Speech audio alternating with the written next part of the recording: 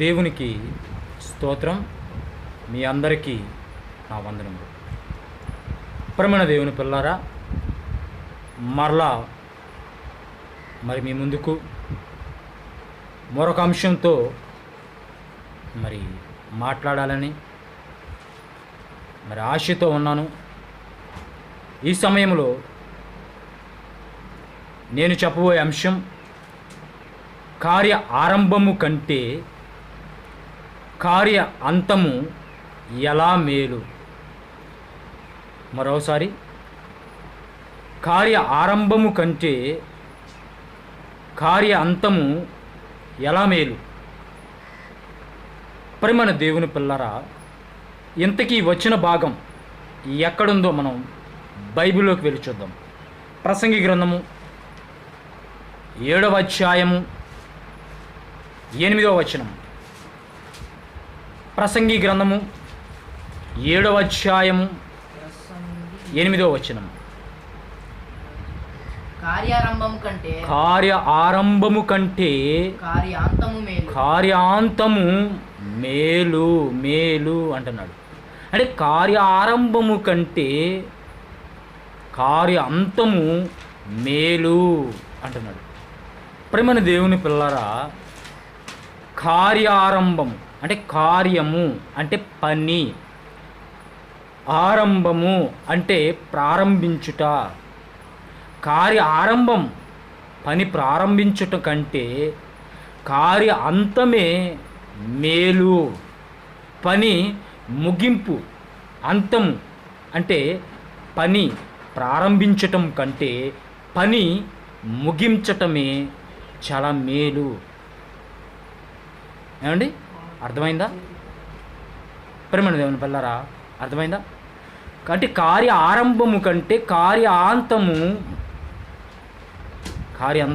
మేలు అంటున్నాడు. అంటే ప్రియమైన దేవుని పిల్లరా, ఒక పని ప్రారంభించుట కంటే పని ముగించటమే మేలు. ఈరోజు చాలామంది పనులు ప్రారంభిస్తుంటారు, కానీ ఆ పని ముగింపు, ఆ పనిని అంతము చేయలేరు. ఆ పని ప్రారంభించడం మటుకు గొప్పగా ప్రారంభిస్తారు అండి, ఆర్భాటంగా ప్రారంభిస్తారు. ఇక నా అంతటోడు లేడు అన్నట్టుగా ప్రారంభిస్తారు. ఇది నా వల్లనే అవుతుందని ధైర్యముతో, ఏమండి, నేను చేయగలనని పట్టుదలతో ప్రారంభిస్తారు. మంచిదే. కానీ అదే పని ముగింపుకు వచ్చేసరికి, ఏమండి, ఇది నా వలన కాదు, నేను చేయలేను, ఏమండి, నా వలన కాదు. ఆ పట్టుదల, ఆ ధైర్యము, ఆ విశ్వాసము, ఆ దృఢత్వము అదంతా ఏమైపోయింది? ఏమండి, పని అంతానికి వచ్చేసరికి, పని ముగింపుకు వచ్చేసరికి నీలో ఉన్న ఆ పట్టుదల, ఆ ధైర్యము ఉండలేక చాలామంది పనిని ముగించలేక ఆ పనిని మధ్యలోనే ప్రారంభించిన కొంతకాలానికి ఆ పని ఆగిపోతుంది. దాన్ని అంతాన్ని చేయలేకపోతున్నారు. ఆ పని ముగింపు దశకి తీసుకురాలేకపోతున్నారు. ఏమండి, ఆ పని ముగింపు దశకి తీసుకురాలేకపోతున్నారు. ప్రియులారా,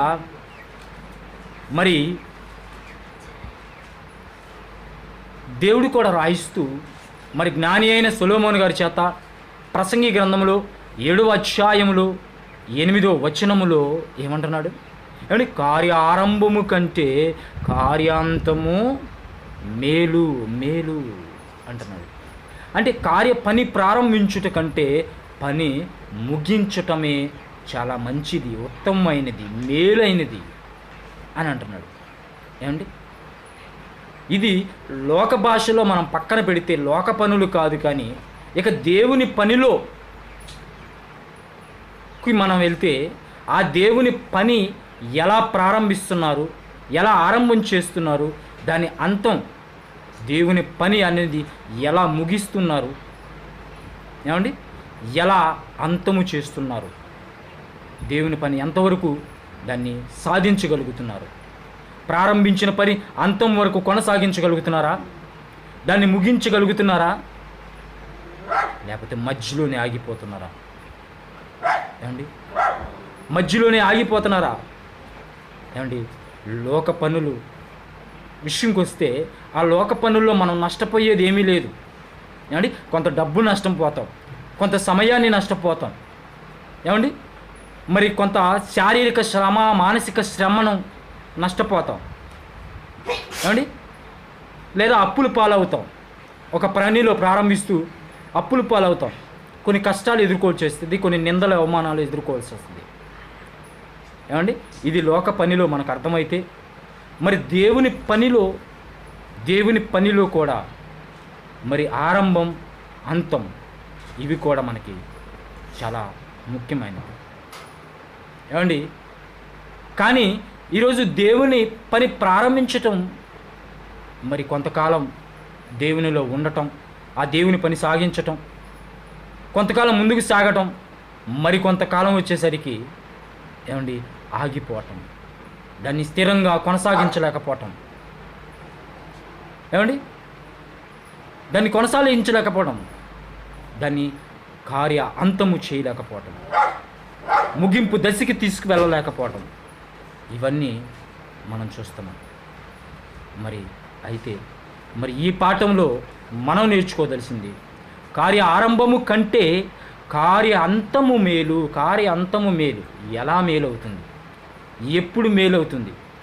ఎవరెవరు వారి కార్య అంతాలు మేలైన, కార్య ఆరంభాలు ఎలా ఉన్నాయి, కార్య ఆరంభం ఎలా ప్రారంభించారు, కార్య అంతానికి వచ్చేసరికి ఎలా ఉన్నారు, లేదా కార్య ప్రారంభం ఒకవేళ అవతవకలుగా, ఇబ్బందులుగా, కష్టాలుగా ఉన్నా దాని అంతానికి వచ్చేసరికి, దాని ముగింపుకు వచ్చేసరికి ఆ కార్య అంతం ఎలా ఉందో, ఎలా మేలు సాధించారో అనేది కూడా ఈరోజు మనం చూడబోతున్నాం, నేర్చుకుందాం. ఏమండి, చూద్దాం.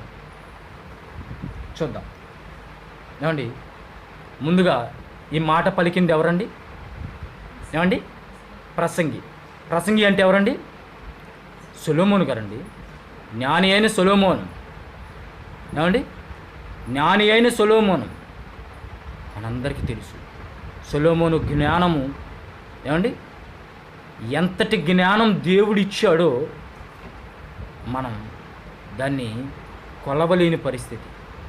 ఏమండి, ఎందుకంటే సొలొమోనుకి దేవుడు ఎంత జ్ఞానం ఇచ్చాడంటే, ఏమండి, ఒకసారి బైబిల్ గ్రంథంలోకి వెళ్ళి చూద్దామండి. రాజుల మొదటి గ్రంథం అండి. ఏమండి, మరి సొలొమోను యొక్క జ్ఞానము వినటానికి మరి ఆయనకి దేవుడు ఎంత జ్ఞానాన్ని ఇచ్చాడో మనం చూద్దాం. ఏమండి, చూద్దాం. మొదటి రాజుల గ్రంథము 10వ అధ్యాయము 1వ వచనం. షేబా దేశపు రాణి యెహోవా నామమును గూర్చియు సొలొమోను గూర్చిన కలిగిన కీర్తియు విని గూఢార్థము గల మాటల చేత శోధించుటకై ఆమె గొప్ప పరివారముతో, గంధవర్గముతో, విస్తారమైన బంగారంతో, రత్నములతో ఒంటెల మీద ఎక్కించుకొని యెరూషలేముకు వచ్చెను. చూసారా? అంటే ఈ సొలొమోను జ్ఞానాన్ని వింది షేబాదేశపు రాణి. ఏమండి, దేశాలు చెప్పుకునే స్థాయికి వెళ్ళిపోయింది ఈ సొలొమోను జ్ఞానం. ఏమండి, సొలొమోను జ్ఞానం దేశాలు. ఎవరయ్యా సొలొమోను? ఎవరయ్యా ఆ జ్ఞానవంతుడు? ఆయనకి అంత జ్ఞానం ఉందా? దేవుడు అంత జ్ఞానం ఇచ్చాడా? ఎంతటి జ్ఞానం? ఏమండి, ఎంతటి జ్ఞానం? ఎంతో జ్ఞానం. అసలు ఆ జ్ఞానం ఏందో చూడాలనుకుంది షేబా దేశపు రాణి. ప్రయాణమై వచ్చింది యెరూషలేము. ఏమండి, యెరూషలేము వచ్చి ఆ సొలొమోను జ్ఞానము ఏంటో తెలుసుకోవాలని కుశల ప్రశ్నలు అడగాలనుకుంది. ఆమె వేసిన ప్రశ్నలకు మొత్తం ఆయన ప్రత్యుత్తరాలు చెబుతున్నాడు. ప్రశ్నలకు ప్రత్యుత్తరాలు చెప్పేశాడు. అమ్మో, నేనేదో అనుకున్నాను సొలొమోను జ్ఞానం గురించి. ఏమండి, నేను విన్నది చాలా తక్కువ, నేను కళ్ళారా చూసింది ఏమండి అది వర్ణింప సఖ్యము కానిది. ఏంటి జ్ఞానం అంటుంది చూడండి. ఏమండి, ఏంటి జ్ఞానం ఏంటి అంటున్నారు ఒకసారి చూడండి. 7వ వచనం, 6వ వచనం కాడిని చూద్దాం.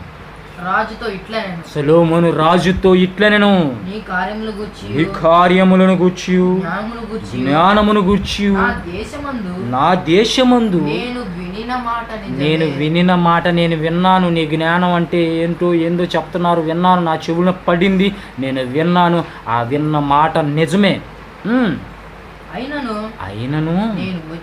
నేను వచ్చి కన్నులారా చూచి చూడక మునుపు ఆ మాటలు నేను నమ్మలా.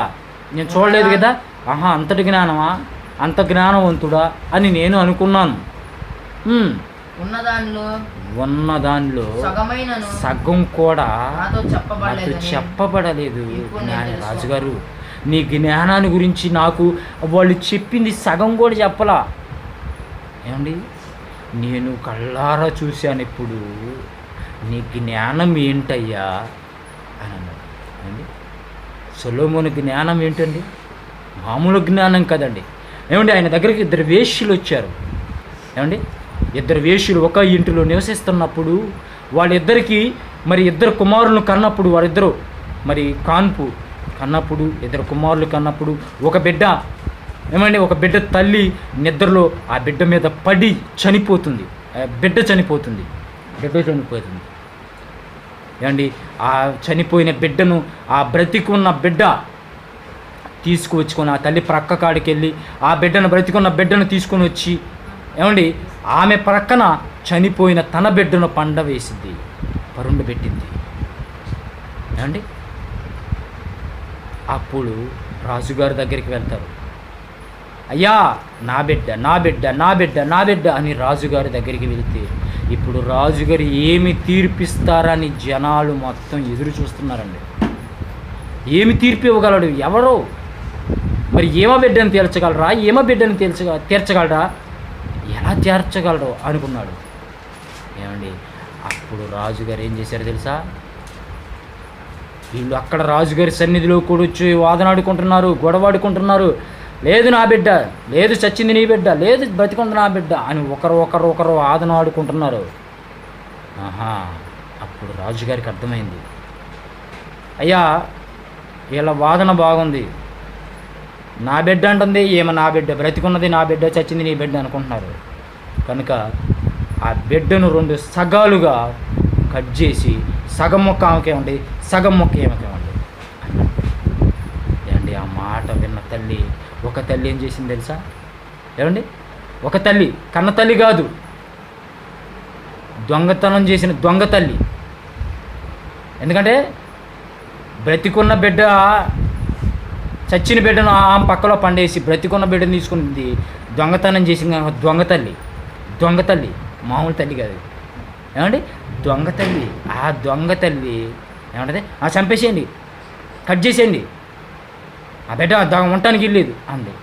కన్న తల్లి అంది, అయ్యా ఆ బిడ్డను చంపకండి, ఆ బిడ్డ బ్రతికున్నా సరే, ఆమె కాడ బ్రతికినా నా బిడ్డ బాగుండాలి, నా బిడ్డ బ్రతుకే నేను కోరుకుంటున్నాను, బాగుండాలి. చూసారా? అప్పుడు సొలొమోను గారి జ్ఞానం ఏంటి, ఆ దేశాలంతా వ్యాప్తి చెందిన జనాలు చప్పట్లు కొట్టారు. ఏందయ్య ఎంతటి జ్ఞానం ఏంటి అని. ఇక ఆయన సామెతలు ఎన్ని రాశాడో, కీర్తనలు ఎన్ని రాశాడో చూద్దాం. ఏమండి, ఒకసారి చూద్దాం. 1 రాజుల గ్రంథము 4వ అధ్యాయము 32వ వచనం. అతడు 3000 సామెతలను చెప్పెను, 1005 కీర్తనలు రచించాను.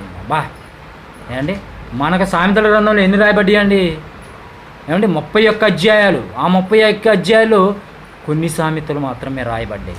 కానీ ఈయన 3000 సామెతలు చెప్పాడంటండి. చూసారా ఏమండి, 3000 సామెతలు రచించాడంట. 1500 కీర్తనలు, 1005 కీర్తనలను రచించాడు. చూసారా, కీర్తన గ్రంథంలో సొలొమోను ఒక కీర్తన మనకు కనపడుతుంది ఏమండి, కానీ 1005 కీర్తనలు రచించాడు. ఎంతటి జ్ఞానం! ఆయన జ్ఞానాన్ని గురించి కింద 34 వచనంలో వచ్చేసేగల చెప్తున్నాడు చూడండి. అతని జ్ఞానపు మాటలు తెలుసుకొనుటకై అతని జ్ఞానమును గూర్చి వినిన భూవధిపతి అందరూ నుండి జనులందరిలో నుండి మనుష్యులు సొలొమోను వద్దకు వచ్చుచుండిరి. వచ్చిరి. చూసారా, సొలొమోను వద్దకు వస్తున్నారు. ఏంటి ఈయన జ్ఞానం? భూ అధిపతుల నుంచి ఏమండి, సమస్త జనుల్లో నుంచి అందరూ సొలొమోను జ్ఞానం వినటానికి. ఏంటండి ఈ జ్ఞానం? ఏమండి, ఈయన జ్ఞానం ఏంటి? ఏమండి, ఈ జ్ఞానం ఏంటి అని సొలొమోను జ్ఞానాన్ని వినటానికి దేశ నలుదిక్కుల నుంచి భూ అధిపతులు, రాజులు ఏమండి, జనులందరూ వస్తున్నారండి. చూసారా ఏమండి, వస్తున్నారు. మరి ఎంతటి జ్ఞానం ప్రారంభం ఏమండి.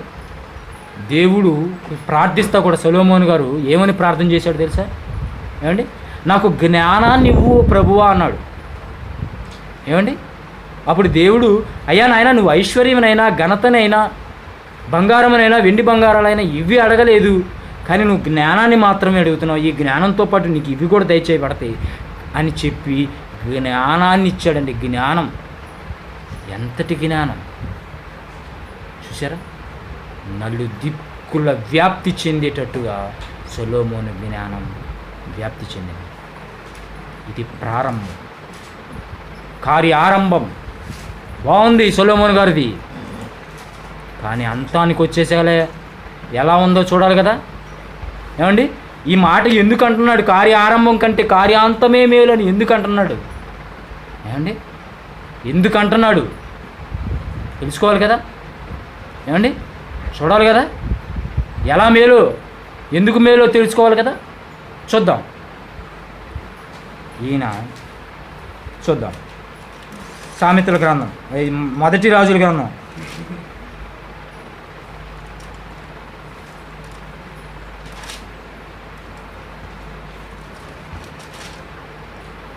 మొదటి రాజుల గ్రంథం 11వ అధ్యాయము. మొదటి రాజుల గ్రంథం 11వ అధ్యాయము 2వ వచనం. కామాతురత గలవాడై వారిని ఉంచుకొనిచు వచ్చును. 700 మంది రాజకుమార్తెలైన భార్యలను, 300 మంది ఉపపత్నులు, 300 మంది ఉపపత్నులు, 700 మంది భార్యలు. మొత్తం కలిపి ఎంతమంది అండి? సుమారుగా 1000 మంది అంటే 1000 మంది అండి. 1000 మంది, 700 మంది భార్యలు, 300 మంది ఉపపత్నులు ఏమండి. మరి ఏం చేశారు? ఇంతమందిని చేసుకున్నాడు. మరి వీళ్ళు ఏం చేశారు అంటే, అంతటి జ్ఞానవంతుడు ఏమండి ఏమైపోయాడు ఏమండి, ఏమైపోయాడో చూద్దాం. 4వ వచనం. సొలొమోను వృద్ధుడైనప్పుడు అతని భార్యలు అతని హృదయమును ఇతర దేవతల తట్టు త్రిప్పేసేసారండి ఏమండి.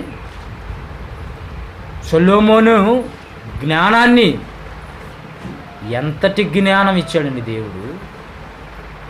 ఆ జ్ఞానం ఏమైపోయిందయ్యా? ఏమైపోయింది? సొలొమోను వృద్ధుడైనప్పుడు అతని భార్యలు ఏమండి ఇతర దేవతల తట్టు తిప్పేశారు ఏమండి. ఇతర దేవతల తట్టు తిప్పేశారంట.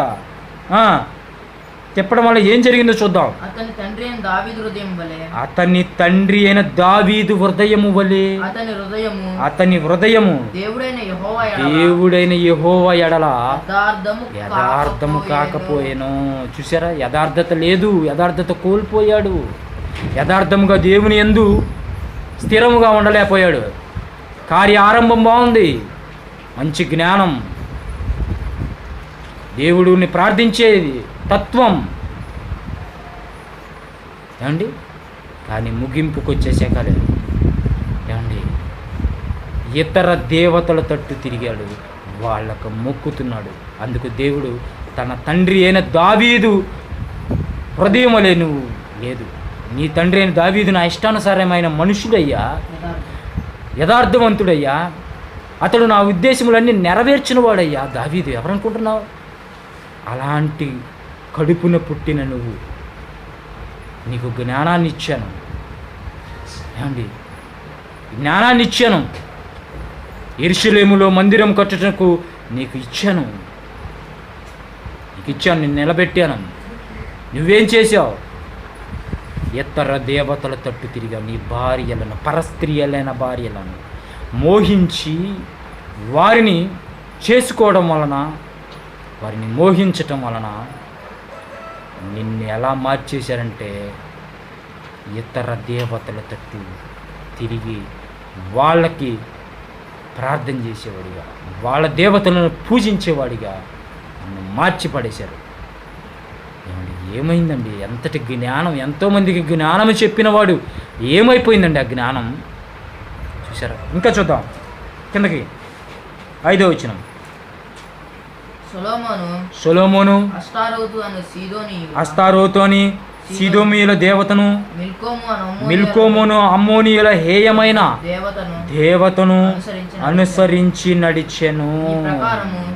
అస్తోరోతు దేవతను, సిదోమీయులైన దేవతను, ఏమండి, మిల్కు అను అమ్మోనీయుల హేయమైన దేవతలను చూసారా ఏమండి, అన్య జనాంగమైన అమ్మోనీయులు, సీదోమీయులు, ఏమండి, వీళ్ళంతా అన్ని జనులు, ఇశ్రాయేలీలు కాదు, యోధా జనాంగం కాదు ఏమండి, అన్య జనాంగాలు.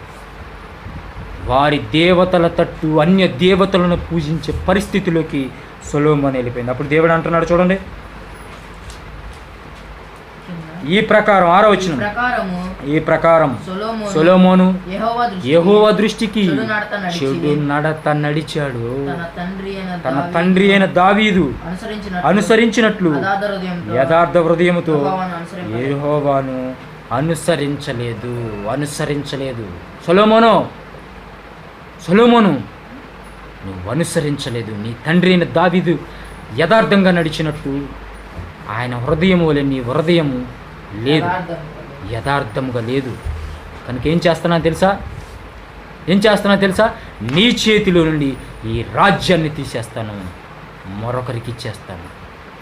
కానీ దావీదుతో నేను ప్రమాణం చేశాను, నీ గోత్రంలో ఒకళ్ళు ఉంటారా అని చెప్పేశాను, కానీ ఒక జనాంగాన్ని ఉంచుతాను, మరొక జనాంగానికి ఇచ్చేస్తాను అని దావీదుతో చేసిన ప్రమాణాన్ని నిలబెట్టుకున్నాడు. కొంతగా సొలొమోను రాజ్యం ఏమండి తరువాత రెహబాము కాలంలో 2 రాజ్యాలుగా విడిపోయింది.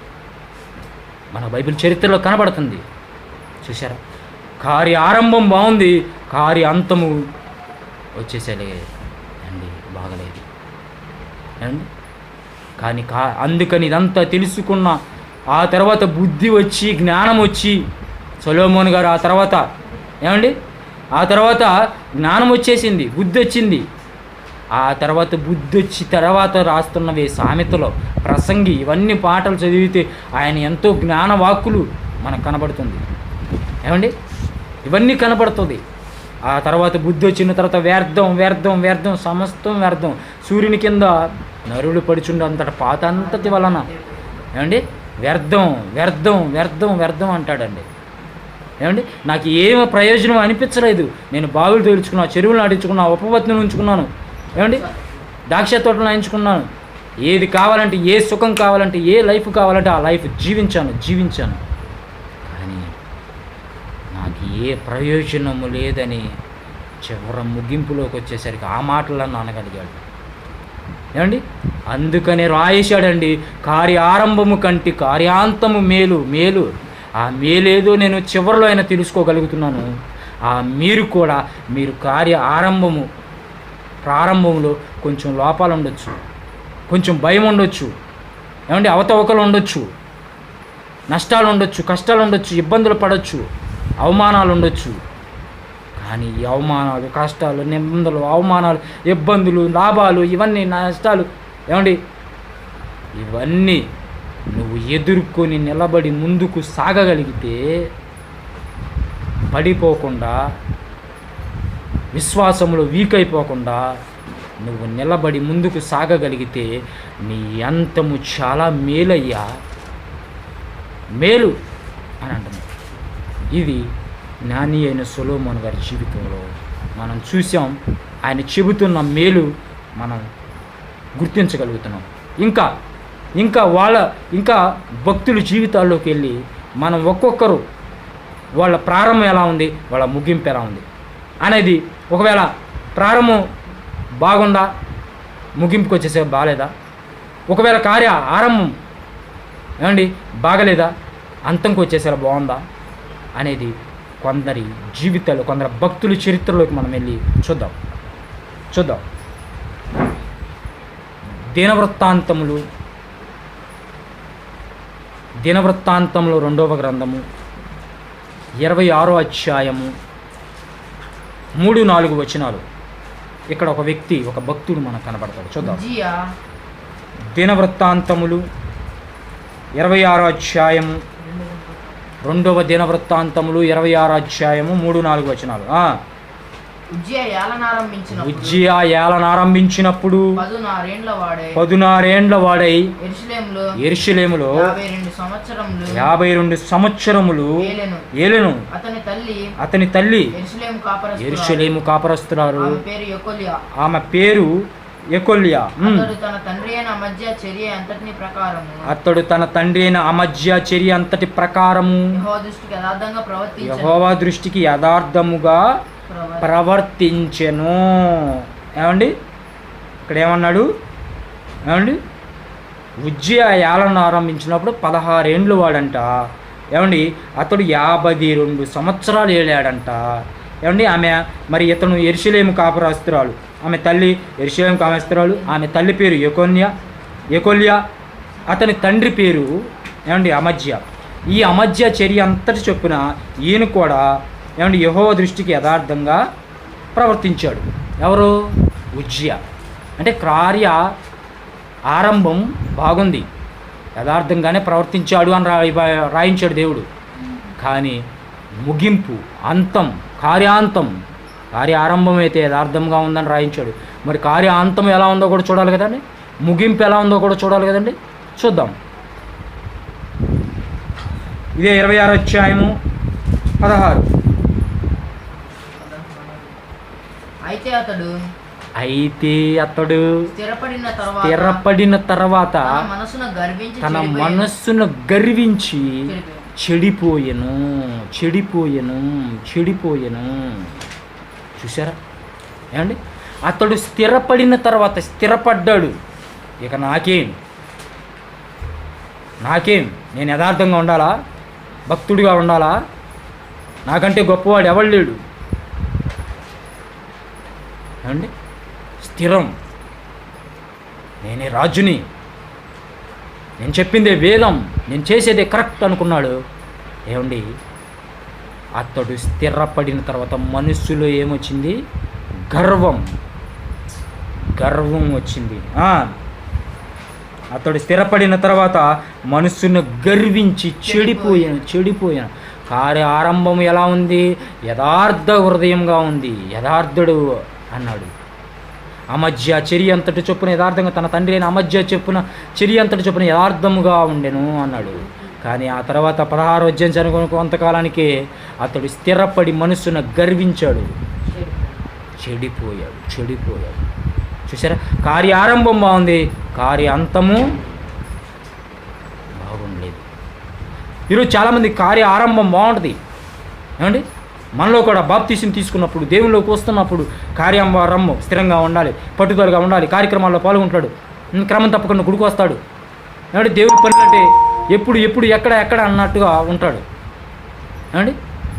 ఆ తర్వాత ఏమండి ఒక స్థాయి వచ్చిన తర్వాత, ఒక స్థిరం అనుకున్న తర్వాత అతను ఏమనుకుంటాడంటే మనస్సున్న గర్వం వచ్చి పడిపోతున్నారండి. ప్రారంభంలో ఉన్న భక్తి, విశ్వాసం, ఆ పట్టుదల, ఆ దేవుని కార్యక్రమాల పట్ల ఆసక్తి కనపరచలేకపోతున్నాడు ఏమండి. ప్రారంభం బాగుంది కానీ ముగింపు వచ్చేసరికి చాలామంది ఏమండి కొనసాగించలేకపోతున్నారు ఏమండి. అదే పరిస్థితి ఒక ఉజ్జియా కనపడుతుంది. ఉజ్జియా జీవితంలో ఉజ్జియా ప్రారంభం బాగుంది, కార్యారంభం బాగుంది, కార్యాంతము చెడిపోయాడు, మనస్సును గర్వించాడు. కనుక ప్రియులరా, మనము కూడా ఏమండి అలాంటి గర్వాలు పడకుండా మనం పడిపోకూడదు, చెడిపోకూడదు. మన ముగింపు కూడా బాగుండాలనేది దేవుని వాక్యం చెప్తుంది ఏమండి. ఇంకా చూద్దాం ఏమండి ఉజ్జియా జీవితంలో కార్య ప్రారంభం ఏమండి, కార్య ఆరంభం కొంచెం యథార్థంగా ఉన్నాడు, కార్య అంతం బాలేదు. సొలొమోను జీవితంలో కూడా మరి ప్రారంభం బాగుంది, అంతంకి వచ్చేసరికి మరి బాగాలేదు, చివరికి వచ్చాకలే ఏమండి లైన్లోకి వచ్చాడు. కనుక ఇకపోతే ఇంకా కొంతమంది కార్య ప్రారంభం బాగుండదు, కార్య అంతం మటుకి చాలా బాగుంటుంది ఏమండి. కార్య ఆరంభం బాగుండదు ఏమండి. దేవుళ్ళలోకి వస్తారు కానీ మానుకోలేకపోతారు, దేవుళ్ళలోకి వస్తారు స్థిరంగా ఉండలేకపోతారు. కానీ కార్య అంతంకి వచ్చేసరికి, ఒక ముగింపు వచ్చేసరికి తను స్థిరం అనేది ఉన్న తర్వాత మరి చాలా ఆసక్తిగా ఉంటాడండి, నిలబడతాడండి ఏమండి. ప్రారంభంలో తెలియక మాట్లాడతాడు, ప్రారంభంలో స్థిరంగా కొనసాగలేడు. కానీ ముగింపు చాలామందిది బాగుంటుంది. అలాగే కొంతమంది జీవితాల్లో, కొంతమంది భక్తుల్లో మనం చూద్దాం ప్రారంభం ఎలా ఉంది. ప్రారంభంలో మరి అవతవకలు ఉన్న ముగింపుకు వచ్చేసరి ఎలా ఉన్నారో చూద్దాం. అపోస్తుల కార్యములు 8వ అధ్యాయం 3వ వచనం. అపోస్తుల కార్యములు 8:3.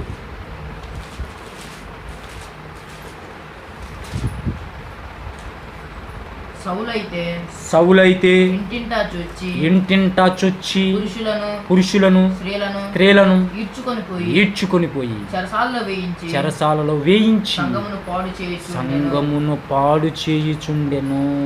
ఎవరండి ఈయన ఏమండి? ఎవరు ఏమండి? ఈరోజు పౌలు గారు రాసిన పత్రికలు పౌలు అని చెప్పుకుంటున్నామే.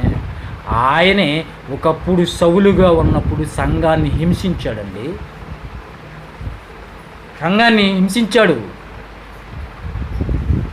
ఏమండి. ఇంటింటా చొచ్చి ఇబ్బంది పెట్టాడు, సంఘాన్ని అపరిమితంగా హింసించాడు.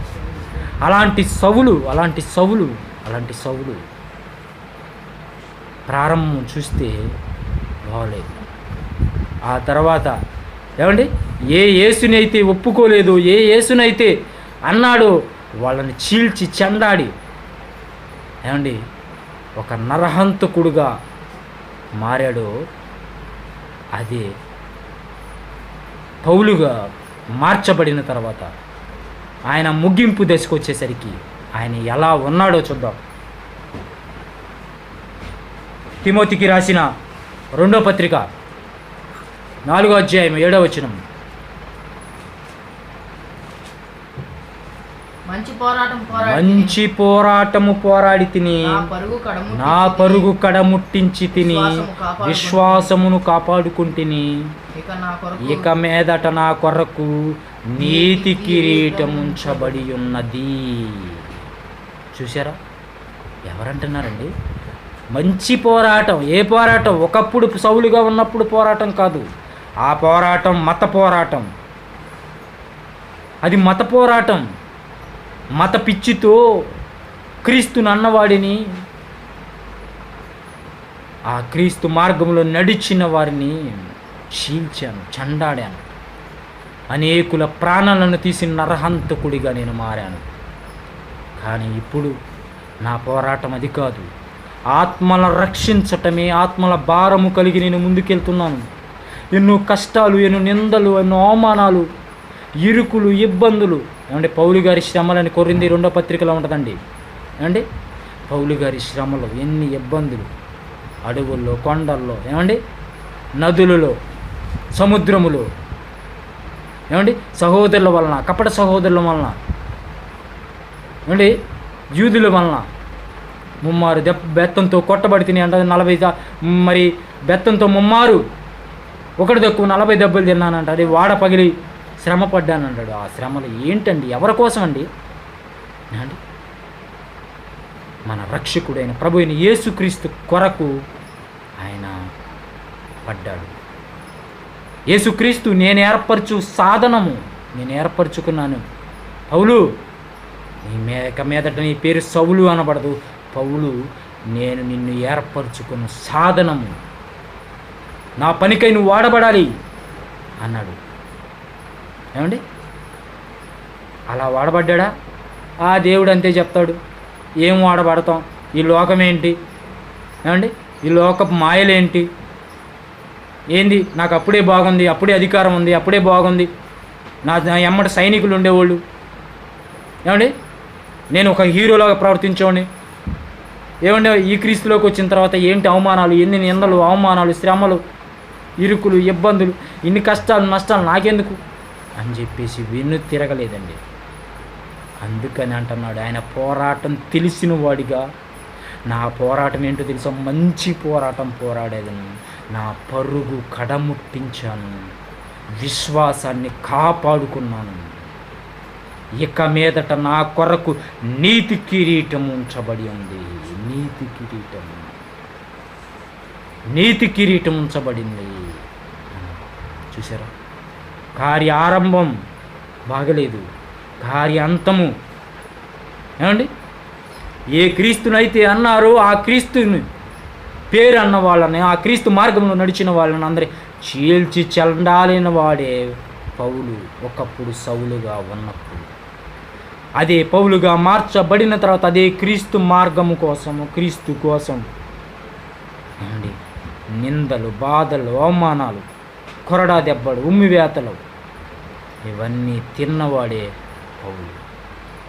అంతము చూడండి, బాగుంది, ఎంత బాగుందో చూడండి. చూసారా? చూసారా?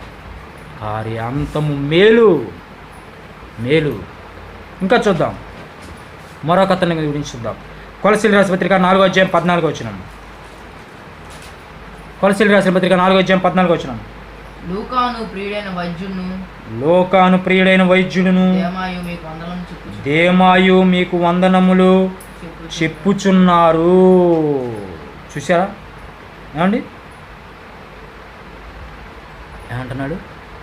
లోకాను ప్రియుడైన వైద్యుడు దేమాను మీకు వందనములు చెప్పుతున్నాడు. లోకా గారు మనకు తెలుసు. ఏమండి లోకా సువార్త రాసిన ఆయన, అపోస్తుల కార్యములు రాసిన ఆయన లోకా గారు, వైద్యుడు. ఏమండి మనకు తెలుసు. లేకపోతే దేమా ఎవరు? ఏమండి పౌలుతో తోటి సహదాసుడు. ఏమండి పరిచారకులు, పౌలు తోటి సహదాసులుగా తిరిగిన ఈ పరిచారకులు. ఈ దేమా అన్నాడు వందనములు చెప్పేస్తున్నాడు అంటున్నాడు.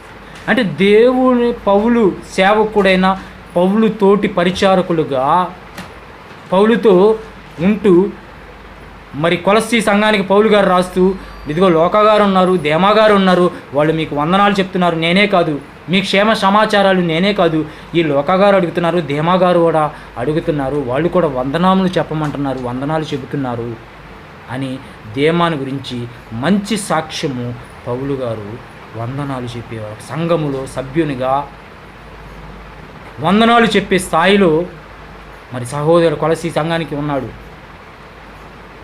ఏమండి అది దేమ అంటే ప్రారంభం. దేమ యొక్క కార్య ఆరంభం బాగుంది, కానీ ఈ దేమ కార్య అంతము ఎలా ఉందో చూడండి. తిమోతికి రాసిన 2వ పత్రిక 4వ అధ్యాయము 10వ వచనం. దేమ ఇహలోకమును స్నేహించి నన్ను విడచి దెస్సలోనికలకు వెళ్ళిపోయాను. దేమ ఏ దేమ? ఇందాక వందనాలు చెప్పిన దేమానే. ఏమండి, లోక మాత్రమే నా యొద్ద ఉన్నాడు. ఇందాక కొలసీ పత్రిక లోకాదేమ అన్నాడు కదా, లోక మాత్రమే నా యొద్ద ఉన్నాడు. దేమ అయితే ప్రారంభంలో అయితే వందనాలు చెప్పాడు, సంఘంలో ఉన్నాడు, నాతోటి పరిచారకుడిగా ఉన్నాడు, కలిసి ఉన్నాడు, సువార్త పరిచయలో భాగస్వామ్యుడిగా ఉన్నాడు, సహదాసుడిగా ఉన్నాడు, బాగున్నాడు. ఆరంభం బాగుంది, కానీ కార్యాంతం ఉంది చూసారా? కార్యాంతం బాలా. ఈ దేమ ఏం చేశాడు తెలుసా? ఇహలోకమును స్నేహించాడు. లోకపు మాయలో పడిపోయాడు, లోక స్నేహాన్ని కోరుకున్నాడు, ఈ నన్ను విడిచి వెళ్ళిపోయాడు. నువ్వొద్దు పౌలు, నీతో ఉంటే కష్టాలు పడాలి, నిందలు పడాలి, అవమానాలు, ఇబ్బందులు, ఇరుకులు ఈమె నేను సహించలేను, ఓర్చుకోలేను, ఆ ధైర్యం నాకు లేదు, ఆ సహనం లేదు, ఆ భక్తి నేను ఉండలేను, ఆ భక్తి నేను కొనసాగించలేను, నాకు ఇది కాదు. నేను ఏం చేయలేదు తెలుసా? నాకు లోక స్నేహం కావాలి, ఎంజాయ్మెంట్ కావాలి, చక్కగా మనం కోరుకొని తినొచ్చు, కోరుకున్నది అనుభవించవచ్చు. కానీ ఇక్కడైతే దేవుళ్ళు ఇది చేయకూడదు అంటాడు, అది చేయకూడదు అంటాడు, అలా ఉండకూడదు అంటాడు, ఎలా ఉండకూడదు అంటాడు, ఇలా నడకూడదు అంటాడు, అలా నడకూడదు అంటాడు, అలా మాట్లాడకూడదు అంటాడు, ఇలా మాట్లాడకూడదు అంటాడు. ఇవన్నీ నాకు వద్దు పౌలు గారు. నాకు లోక స్నేహం కావాలి. లోక స్నేహం అయితే నేను ఇష్టానుసారంగా మాట్లాడుకోవచ్చు, ఇష్టానుసారంగా చూసుకోవచ్చు, ఇష్టానుసారంగా తిరగవచ్చు, ఇష్టానుసారంగా జీవించవచ్చు. Enjoy, freedom. దేవునిలో ఫ్రీడమ్ లేదు. నాకు లోక స్నేహం. అందుకని నేను యెహోలోకమును స్నేహించి నేను వెళ్ళిపోయాను. అందుకనే పౌలు గారు దేమా ఇహలోకమును స్నేహించి వెళ్ళిపోయాడు, లోకా మాత్రమే నా యొద్ద ఉన్నాడు. చూసారా? ఏమండి, ఈరోజు కూడా చాలామంది ఏమండి దేవునిలోకి వస్తారు, ఇహలోక స్నేహాలకు మళ్ళా ఏమండి లోక స్నేహాన్ని కాదనుకొని దేవునిలోకి వచ్చి బాప్తీసం పొంది, రక్షణ పొంది, మారుమనసు పొంది, భక్తి అంటే, విశ్వాసం అంటే, ప్రార్థన అంటే, సహవాసం అంటే, ఇదంతా సంఘ పరిచర్య, బాధ్యతలు, ఏమండి సువార్త పని, ఇదంతా తెలుసుకొని ఇదంతా తెలుసుకొని మరలా ఇహలోకాన్ని స్నేహాన్ని మరలా ఆ అనుభవాలు, ఆ ఇహలోక స్నేహంలో తిరిగినవి ఇవన్నీ మరలా గుర్తుకొచ్చి వదులుకోలేక మరలా ఇహలోకమును స్నేహించి చాలామంది దేమాలాగా వెళ్ళిపోతున్నారు. చూసారా? ఇక్కడ దేమా విషయంకి వచ్చేసరికి ఏముంది? కార్య ప్రారంభం బాగుంది, కార్యాంతము లేదు, కార్యాంతం బాలేదు. చూసారా? ఒక్కసారి మీ పరిస్థితి కూడా ఆలోచించుకోండి. ఎవరిని నిందించాలని కాదు, ఎవరిని ఏలేది చూపాలని కాదు. ఒక్కసారి నువ్వు దేవునిలోకి అడుగుపెట్టి, నీవు క్రీస్తులోనికి బాప్తీసం పొందిన నీవు ఏమండి దేవునిలో నీటిలో ముంచబడి, ఏమండి ఒక పెళ్లిలో ప్రమాణం అయితే ఎలాగైతే భార్య భర్తలు కష్టమందును, సుఖమందును, బాధ ఎందును, వ్యాధి ఎందును, ఏమండి ఈమెతోనే కలిసి ఉందును, ఇతనితోనే కలిసి ఉందును అని ప్రమాణం చేసినట్టు మనము క్రీస్తులో బాప్తీసం పొంది మన పాత జీవితాన్ని ముంచేసుకొని క్రొత్త జీవితంగా మార్చబడి, ఆ పాత జీవితానికి స్వస్తి చెప్పి కొత్త జీవితానికి అండి ఆహ్వానం పలికిన మనం మరలా ఆ పాత జీవితంలోకి, మరలా ఆ లోక స్నేహాల్లోకి వెళ్ళిపోతున్నాం ఏమండి దేమాలాగా. కనుక కార్య ఆరంభము కంటే కార్యాంతము మేలుగా మీకు కనిపించాలి. ఏమంటే ప్రారంభంలో కొన్ని పొరపాట్లు ఉండొచ్చు, కాదంటలేదు. ఏమండి స్థిర మనస్తత్వం లేకపోవచ్చు. ఏమండి దేవుళ్ళు స్థిరంగా కొనసాగలేకపోవచ్చు. ఎందుకంటే అది ప్రారంభం. అంటే పేతురు గారికి కూడా ఉంటాయి. ఏమండి పేతురు గారు ప్రారంభంలో యేసుతో తిరిగినప్పుడు ఏమన్నాడు? ఏమండి 3 సార్లు ముమ్మారు అబద్ధం ఆడాడు. నేను అబద్ధం ఆడిన అన్నాడు. కానీ ముమ్మారు అబద్ధం ఆడాడు, భయపడ్డాడు, పారిపోయారు శిష్యులందరూ. కానీ అదే యేసు కోసం హతసాక్షులుగా మార్చబడ్డారండి శిష్యులు. పేతురు గారు ఏమన్నాడు? కన్న వాటిని విన్న వాటిని. పేతురు ఏమన్నాడు? కన్న వాటిని విన్న వాటిని మేము చెప్పకుండా ఏం చేస్తారో చేసుకోండి. మీరు చంపుతారా? కొరడాలతో కొడతారా? ఏం పర్లేదు, చంపేసేయండి. మేము క్రీస్తు కొరకు చావటం ఆయనకని సిద్ధం అన్నాడు. చూసారా? అదండి అది. ఒక్కసారి భక్తుల జీవితాలను చూడండి. ఎవరినో చూడకయ్యా. మనమేం చేస్తాం? మన సంఘంలో ఉన్నవారిని చూసుకుంటాం. ఏం మీద నేను బెటరు, ఏం మీద నేను ఇంకొంచెం బెటరు, ఏం మీద ఇంకొంచెం బెటరు. ఏమండి ఎవరు చెప్పాడే నేను సంఘంలో వాళ్ళని చూసుకొని నువ్వు బెటర్ అనుకోవడానికి? ఏమండి మంచి విషయాలు తీసుకోండి, ఓకే. కానీ ఏమండి ఇదిగో ఆమె 10 సంవత్సరాల నుంచి వస్తుంది, 20 సంవత్సరాల నుంచి వస్తుంది, ఆమె ఎలా ఉన్నప్పుడు అతనే ఎలా ఉన్నప్పుడు నాదేముంది? నిన్న కాకుండా మొన్న బాప్తీసం తీసుకున్నామని ఆమె వ్యర్థంగా తిరుగుతుంది. ఎంత అనుభవం ఉంది, వాక్యానుభవం ఉంది, సంఘ పరిచర్య ఉంది, సావాసనం ఉంది, ఏమండి అనుకుంటున్నాం. కానీ ఆమె ముగింపు బాగా ఉండాలి. ఏమండి కనుక ఆ మనిషిని చూస్తున్నావు, మనిషిని కాదు, దేవుణ్ణి చూడు, క్రీస్తుని చూడు. అందుకని దేవుడు ఏమన్నాడు? విశ్వాసమునకు కర్త అయిన యేసు వైపు చూడమన్నాడు. యేసుక్రీస్తు ఏం చెప్పాడు? ఏమండి మీ విశ్వాసం కొనసాగించాలంటే విశ్వాసం కర్త అయిన నా వైపు, యేసు వైపు చూడండి. మీరు కొనసాగించండి, మనుషుల్ని చూడకండి, మీరు పడిపోతారు. ఎందుకంటే మనిషిలో ఏదో ఒక లోపం ఉండొచ్చు. నాలో లోపం ఉంచడు, మరొకతనంలో లోపం ఉండొచ్చు, మరొకతనంలో లోపం ఉండొచ్చు. మనుషులను చూస్తే నువ్వు పడిపోవటం ఖాయం. మనుషుల్ని చూడకు. ఏమండి మనుషుల్ని చూడకు. ఇంకా చూద్దాం. కొరింథీయులకు రాసిన 2వ పత్రిక, కొరింథీయులకు రాసిన 2వ పత్రిక 8వ అధ్యాయం 10వ వచనం. ఇందును గూర్చి నా తాత్పర్యం చెప్పుచున్నాను. సంవత్సరం కిందటనే ఈ కార్యము చేయుట యందే గాక తలపెట్టుట కూడా మొదటి వారయుండిన యెడల మీకు మేలు. కావున తలపెట్టుటకు సిద్ధమైన మనస్సు మీలో ఎలాగు కలిగిను అలాగే మీ కలిమి కొలది సంపూర్తి అగునట్లు మీరు ఆ కార్యమును ఏమండి ఏమంటున్నాడు? ఇప్పుడు నెరవేర్చండి. మీరు కార్యము తలపెట్టుటకు ఎలాంటి సిద్ధ మనసు అయితే ఉందో చేయుట యందే కాక దాన్ని తలపెట్టుట యందు మీరు ఎలాంటి చేయట ఎందు ఎలాంటి సిద్ధ మనసు ఉందో అదే సిద్ధ మనసు తలపెట్టాలి, అంతం చేయాలి. కార్య ముగింపు పని ప్రారంభం కాదు, కానీ పని ప్రారంభము ముగింపు కూడా నాది బాగుండాలి. ఏమండి చాలామంది ఇల్లు కట్టుకుంటారు, ప్రారంభిస్తారు కానీ ముగించలేరు. ఏమండి చాలామంది పనిని ప్రారంభిస్తారు, దాన్ని కొనసాగించలేరు, ముగించలేరు. ఏమండి ఏమండి ఇంగ్లీష్లో ఒక సామెత ఉందండి, first impression is the best impression. ఏమండి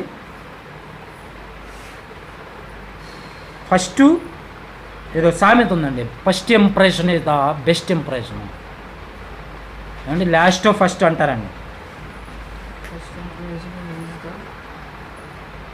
అంటే నువ్వు ఒక కార్యం చేయలో ఎలాంటి మనసు కలిగి ఉన్నావు అదే మనసు నువ్వు లాస్ట్ వరకు నువ్వు కొనసాగించు అని లోకంలో కొన్ని సామెతలు చెప్పుకుంటున్నారండి.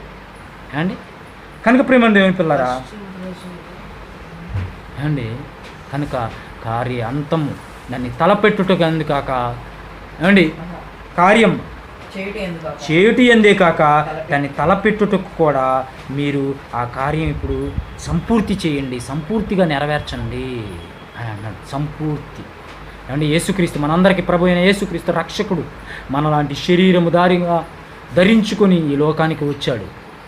యేసుక్రీస్తు ఏమన్నాడు? ఏమండి నా తండ్రి పనుల మీద ఉండాలని నేను ఎరగరా అని అన్నాడు. మీరు ఎరగరా ఏమండి అన్నాడు ప్రారంభం. ఆ తర్వాత ముగింపు ఏమన్నా ఏమండి జారిపోయాడా? ఏమండి జారిపోలా. ఏమండి పని చేస్తూ ఏమన్నాడు? తండ్రి చేయుటకు నీవు నాకు ఇచ్చిన పని సంపూర్ణముగా నెరవేర్చాను, భూమి మీద నిన్ను మహింపరిచాను. సంపూర్తి చేశాడు. ఏమండి సిలువులు ఏమన్నాడు? ఏమండి తండ్రి నా ఆత్మని చెంతకు చేర్చుకో, సమాప్తమైంది, సంపూర్తి చేసేసాడు. ఏమండి చూసారా లేఖనంలో అన్ని నెరవేర్చబడినవన్నీ ఆ ప్రవచనాలు ఏవైతే ఉన్నాయో యేసుని గురించి చెప్పబడినవో ఆ ప్రవచనాలన్నీ నెరవేర్చుకుంటూ వచ్చాడండి. నెరవేర్చాడు తన జీవితంలో. కార్య ఆరంభం బాగుంది, కార్య అంతము బాగుంది. కొంతమంది కార్య ఆరంభం బాగాలేదు, కార్య అంతం బాగుంది. కొంతమంది కార్య ప్రారంభం బాగుంది, కార్య అంతం బాగలేదు. కనుక నీది కూడా ఎలా ఉంటుందో ఒకసారి ఆలోచించు. అందుకని సొలొమోన్ గారు ఏమన్నారు? కార్య ఆరంభం కంటే కార్య అంతం కూడా చాలా మేలు. ప్రారంభంలో కొంచెం అవతవకలు ఉన్నా కార్యాంతం బాగుండాలి, అది మేలుగా ఉండాలి అంటున్నాడు. ఇంకా చూద్దాం హెబ్రీ రాసిన పత్రిక 3వ అధ్యాయము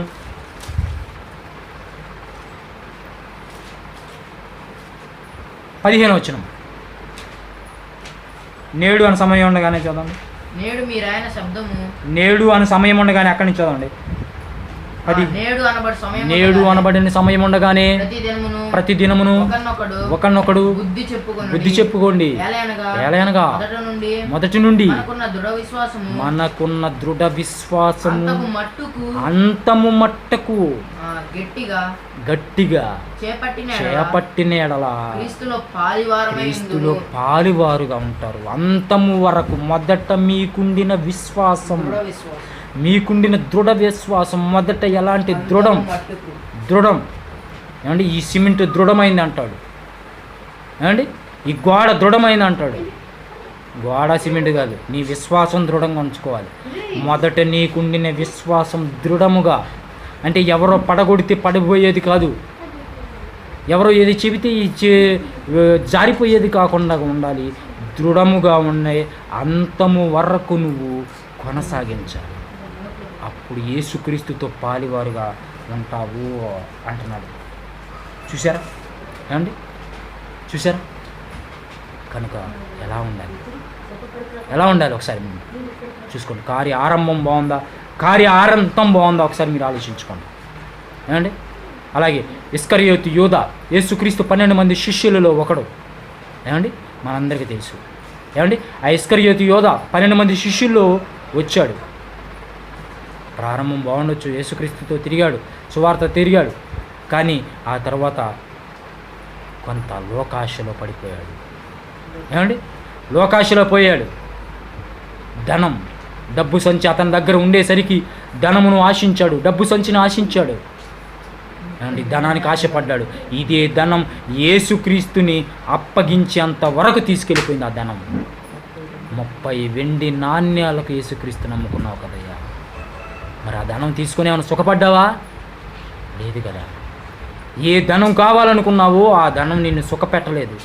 మరలా ఆ నిరపరాధ రక్తమును నేను అప్పగించేశాను అయ్యో అని పశ్చాత్తాపడి క్షమాపణ పొందకుండా ఇక నేను బ్రతకటం వేస్ట్ అనుకొని ఉరి వేసుకున్నాడండి. అండి ఒకసారి చూద్దాం అపోస్తలుల కార్యం 1:25. అపోస్తలుల కార్యములు 1:25.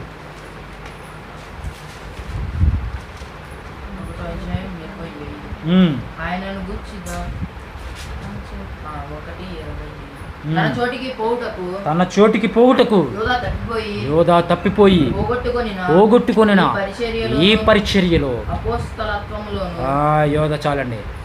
అంటే యోధా తప్పిపోయి పోగొట్టుకొనిన పరిచర్య చూసారా? పరిచర్య, దేవుడు అప్పగించిన పరిచర్యను కోల్పోయాడు. 12 మంది లిస్టులో కోల్పోయాడు. మరొకతను చేర్చబడ్డాడు. ఏమండి ఆయనే మత్తయ్య.